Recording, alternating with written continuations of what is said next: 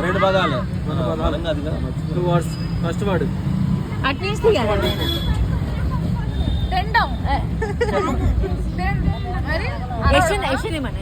చెప్పకూడదు కాదు.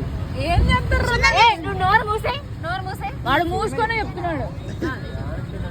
అంటే బే కళ్ళగా రక్తం తీర్తో నీ అబ్బా చాలా ఈజీ తెలుసు కానీ చెప్పే మరి.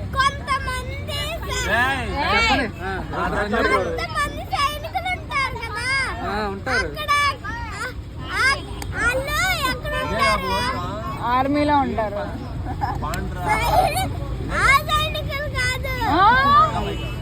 గేమ్ లోనా మరి ఏ సైనికులు చెప్పు.